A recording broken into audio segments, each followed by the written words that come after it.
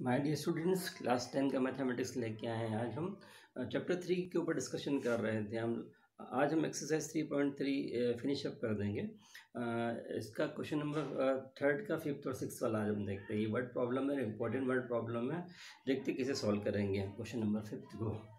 देखिए क्वेश्चन को पहले रीड कर लेते हैं। A fraction becomes 9/11 if 2 is added to both the side numerator and denominator.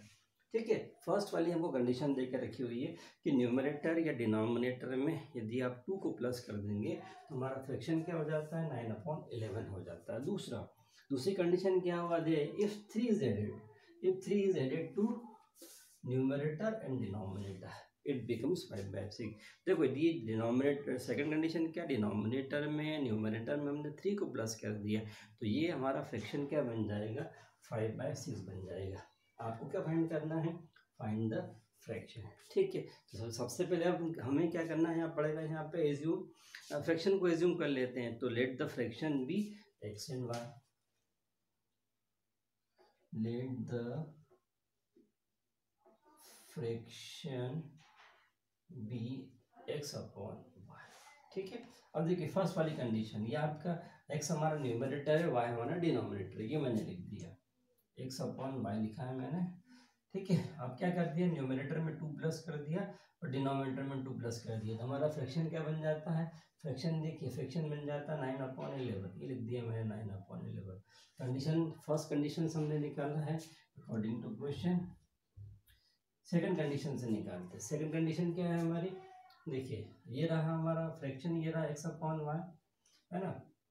उसके बाद में यहाँ पे न्यूमरेटर में 3 प्लस करना है, डिनोमिनेटर में 3 प्लस करना है, हमारा फ्रैक्शन क्या बनेगा, 5/6 बनेगा। ये रहा 5/6।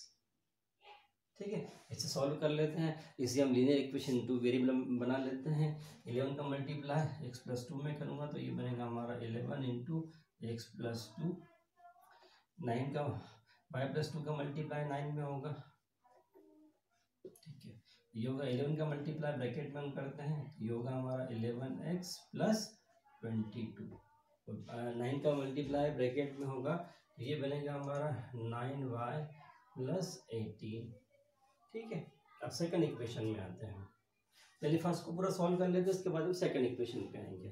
ठीक है, मैं ट्रांसफर करता हूँ इधर, तो ये बनेगा 9y को इधर लेफ्ट हैंड साइड पे लेके जाता हूँ और 22 को राइट हैंड साइड में ले जाके सबसेट कर देता हूँ। तो इक्वेशन क्या बन जाएगी हमारी, 11x माइनस 9y और 18 माइनस कितना होगा, 22 होगा। तो 18 माइनस 22 होगा, तो 22 मैंने तो 18 माइनस 22 करो तो आपको कितना मिलेगा, 4 मिल जाएगा माइनस का, तो मैंने यहाँ लिख दिया, ये माइनस का 4 हो गया। इसे इक्वेशन नंबर 1 दे दिया। अब हम आते हैं सेकंड से।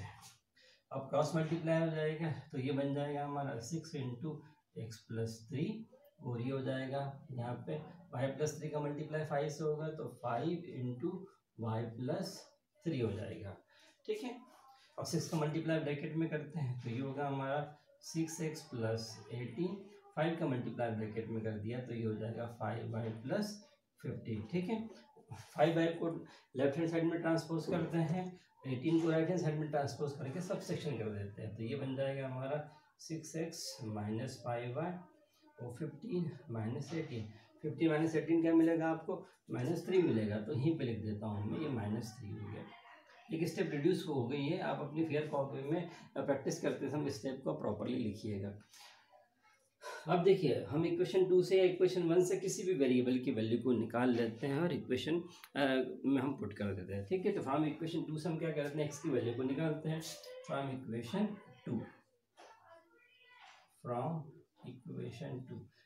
2 ये है हमारी, इस एक्स की वैल्यू निकालो तो क्या बनेगा हमारा, 6x is equal to -3 plus 5y।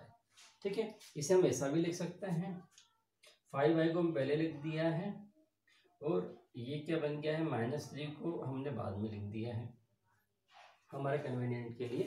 अब देखिए, अब एक्स के मल्टीप्लिकेशन में तो डिनोमिनेटर में आ जाएगा इसके साथ में, तो ये क्या बन जाएगा हमारा, x equal to 5y minus 3 upon 6। इसे इक्वेशन नंबर 3 दे देते हैं। अब क्या करते हैं, x की वैल्यू को इक्वेशन नंबर 1 में पुट करते हैं, तो put the value of x in equation 1। देखिए इक्वेशन 2 से आपने x की वैल्यू को निकाला था, तो अब इसे हम इक्वेशन 1 में पुट करना पड़ेगा। इक्वेशन 1 क्या है हमारी? इक्वेशन 1 है हमारी 11x, तो ये रहा हमारा 11x के प्लेस में हम क्या लिख देंगे? 5y minus 3/6 minus 9y is equal to -4। ठीक है, इसे सोल्व करते हैं, है ना। अब यहाँ पे हम देख, मैं थोड़ा सा डायरेक्ट करूँगा यहाँ पे, आप समझना। 11 का मल्टीप्लाई ब्रैकेट में करूँगा तो ये मिलेगा मुझे 55y माइनस 33। 6 का मल्टीप्लाई मैं 9 में करूँगा तो ये क्या बनेगा हमारा 9 6 54y। अब जो डिनोमिनेटर में 6 रहेगा, इसका मल्टीप्लाई में क्या कर देता हूँ 4 में कर देता हूँ, तो ये कितना हो जाएगा हमारा 6 4 24। ठीक है, ये देखिए 55y और 54y कितना हो जाएगा, ये हमारा ये बन जाएगा हमारा y। ठीक है, -33 को उधर राइट हैंड साइड पे ट्रांसपोज करते हैं तो ये -24 प्लस 33, ये कितना हो जाएगा हमारा 9 बचेगा। तो यहाँ से y कितना मिल जाएगा हमें, यहाँ से y हमें 9 आ जाएगा।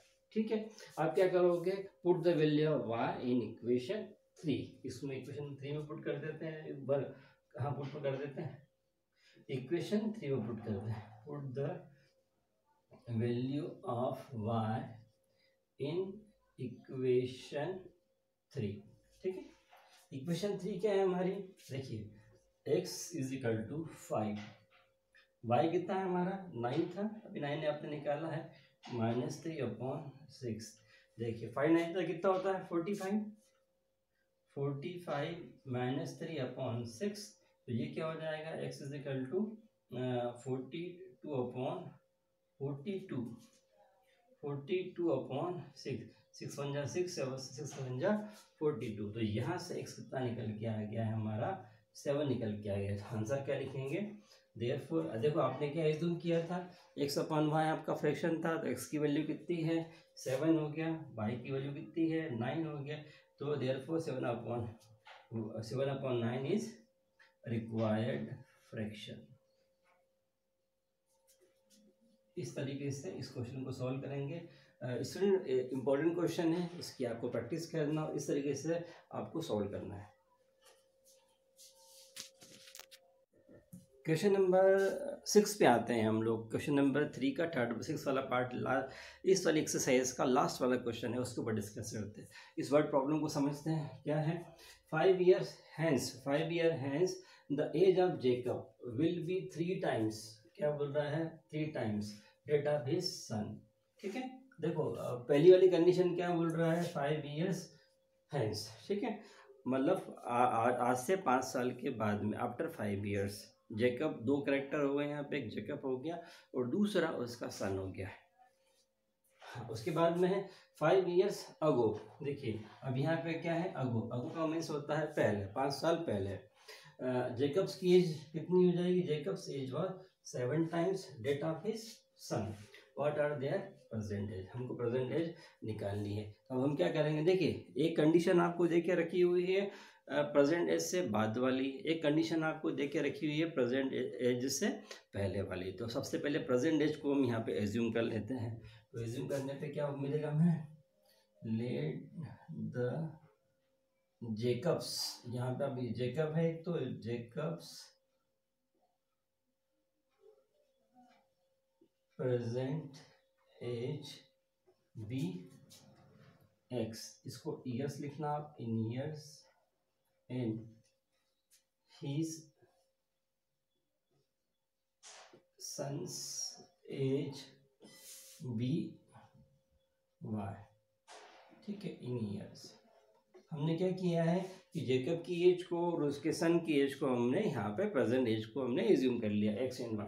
अब देखिए, अब कंडीशन वापस से चलते हैं, 5 years hence। ठीक है, अब यहाँ पे थोड़ा सा इसको इस तरीके से लिखते हैं पर अकॉर्डिंग टू क्वेश्चन, 5